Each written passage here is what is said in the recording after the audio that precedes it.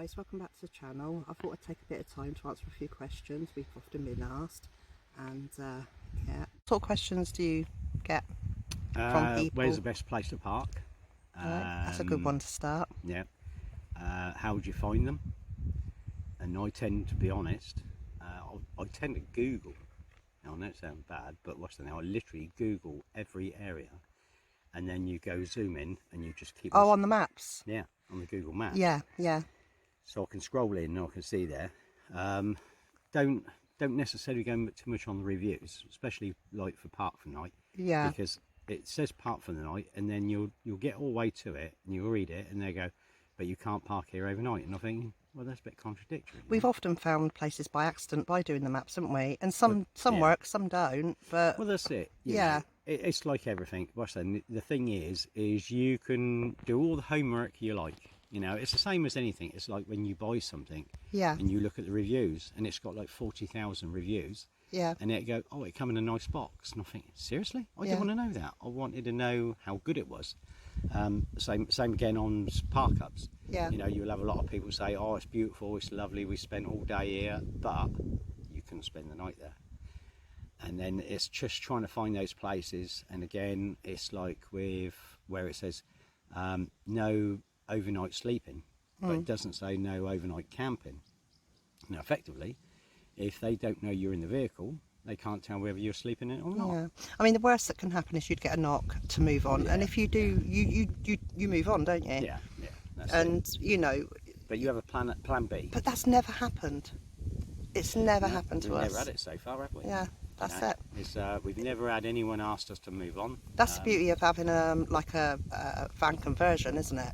It's not too big, it's not too obvious. I think the trouble is, it's one of those fine lines. It's like, you have people have a negative against the travelling community. Yeah. So they've got beef with them, or they have beef with motorhomes where they're so large. And the trouble is, it's just trying to find that mediocre which people accept. It's inconsiderate people that leave a lot of rubbish around. Yeah, it is. And it you know, that's what makes the council dig their heels in. Yeah, yeah. You know, so that can be a problem. One of the questions I often get asked is, how do you find the time? How do you find the money to do what you do?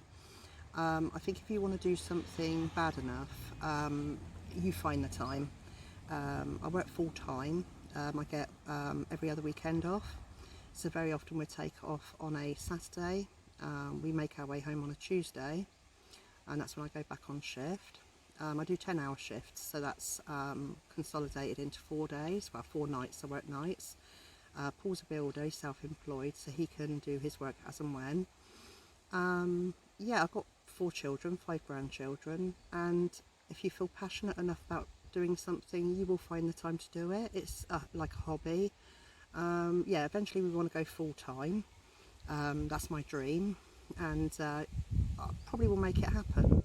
I could so easily live in a van. Could probably do my job through agency, you know, wherever we travel to. So it's doable, and if you really want to do it, it is doable. Right, a couple more questions I think we got, haven't we? Yeah. What was it? Yeah, does it cost a lot? It's only your diesel when you think about it, because you'd still eat if you was at home. Yeah, so you'd still be paying for we that. eat less when we're away, don't we? Yeah, but also you got to remember is if we're at home, we're using electric. Yeah. And we're paying for electric. Yeah. But if we're not at home, we're saving money. Exactly. So you're saving money on that. Also, takeaways. Not that we have many. Oh yeah, but after a night shift. Oh, who wants to cook after a night shift? Come on. But that's it, wasn't it? So you think about it. You save on takeaways, and takeaways aren't cheap now, Ma. You know, We only have 2 a week when I'm working. Only one days, a week. Only days with a Y in. No. No, we're not that bad, honest. But yeah, so you're saving on if you have a takeaway a week. So you're saving on that, and then you've got what else? Yeah, so your diesel. Not being funny, if you was going anywhere to visit, you would effectively you'd pay that pay that diesel anyway. There's a fly flying around next here. Sorry, if you're that's why you're wobbly. I was trying to avoid the fly. Yeah, so you'd be paying the diesel to get there anyway, but you'd also be paying for that accommodation. So you think, Boston, it's like, what is it? A cheap travel lodge now is about 70 quid a night. When we used to do our hiking weekends, the amount we spent on hotels, it was ridiculous. and you're stuck in one location for the whole weekend. Yeah, it was just. That's it. But the thing is, you was paying, I don't know, 100 quid a night. Yeah. Right. And literally, it's for the night. It's for you to put your head down. So you're paying that. So 200 quid for a weekend. And you can take that money and you can utilise it. Well, spend less and have 200 quid. I could get to Scotland and back. Yeah, exactly. You know what I mean? Yeah. On the fuel. Yeah. So it's not expensive lifestyle. Not as much as people think. Once you got your van up and running, yeah, that's it, you know, and you can do that as cheap as chips if you wanted. I mean, even if you had a mattress slung in the back, you're still going to do what you want to do. Exactly. Yeah. You know, it doesn't have to be fancy, does it? The thing is, it's like everything. It's like, we was lucky enough in the respects where we got an empty van. We still had the bongo at that time, didn't we? Yeah. So we were still able to sort of like get away in that until I'd done that one up. But the thing is again, it's one of those ones, as you say, you could throw a mattress in the back and be just as happy. I've seen people sleeping in cars. Yeah, and they're happy because they're getting to see places, aren't they? Yeah, that's it. You know, so, and it's like everything. It's like no one ever has a complete home. You move into your first home, it's never complete. Yeah. And over the years, you start adding this, adding that, adding this. Same as a camper van, same thing. So you know, you start adding bits and pieces, i.e., like the solar panels. You know, we didn't initially have solar panels. We've just solely reliant on the split charger. Yeah. You know, but then we progressed and we went, right, we're going to get rid of the £35 split charger. We're going to put a £120 DC to DC charger, which was amazing bit of kit. And you can understand why they're 120 quid. We went from one battery to two batteries. We went from one solar panel to two solar panels. And then we went from two cold water tanks to a cold water tank and a hot water tank that was heated. And again, you just keep on seeing ways that you can add to it and make it better. But yeah, that's it. You know, you can go crazy. Not very funny. You could go really elaborate. But at the end of the day, you're still getting away, and no matter what you're in, it's that's it. But right, a lot of people ask me, how did it all start? How did I get the idea? It started with hiking.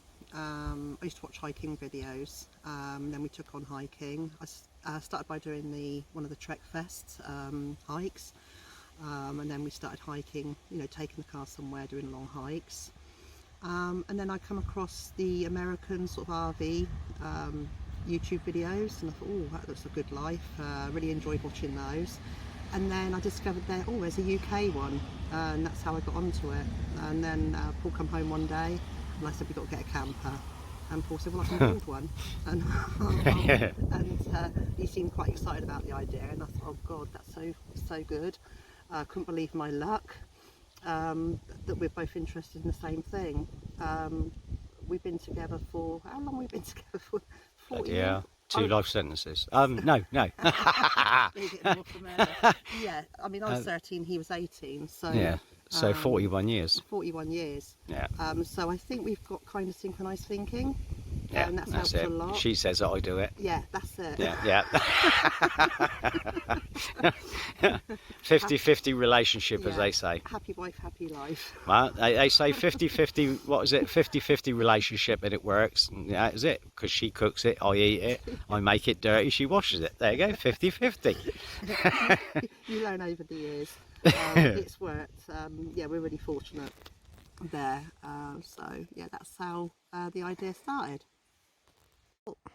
Yeah. The only other one is we get asked, how did you come up with the plan of how you set out your camper?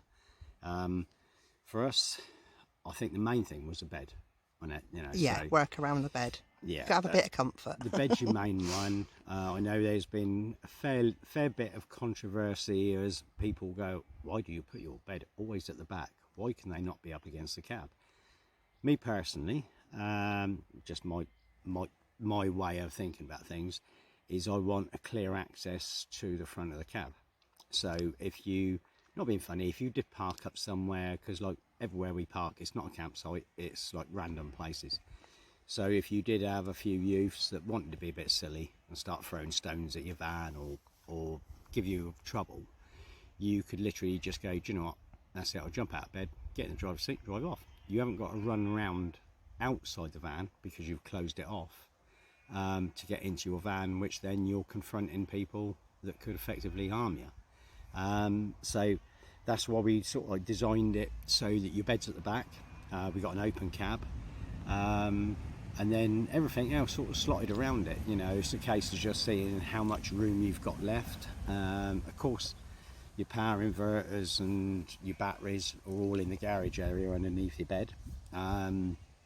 We haven't got underslung water tanks. We've got water tanks in the cupboard. We've got sort of like, you know, your waste and your cold water tank in the cupboard. In the back in the garage, we got the heated one. So we got, that's off of a 12 volt.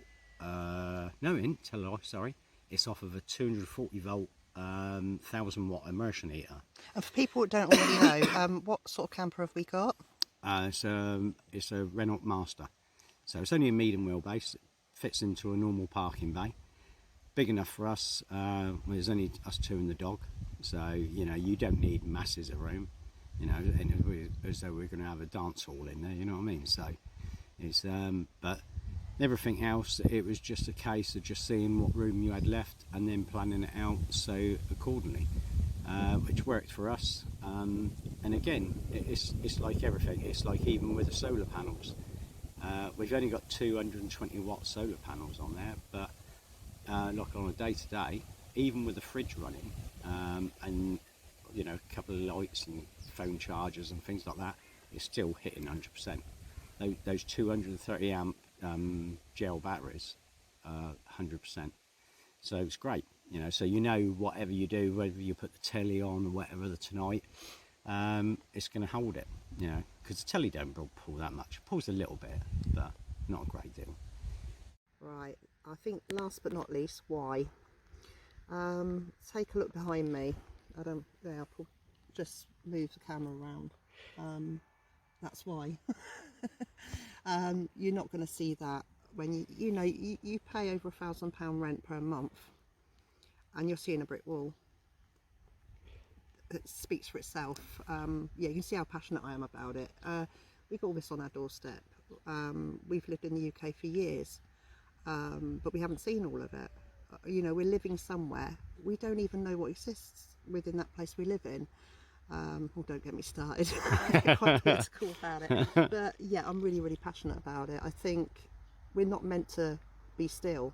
We're animals. We've only just learned to stand on two legs, to walk. That's the only difference between us and animals. We have an instinct to move around and not stagnate. So yeah, what more can I say than that? Yeah. Yeah. Yeah.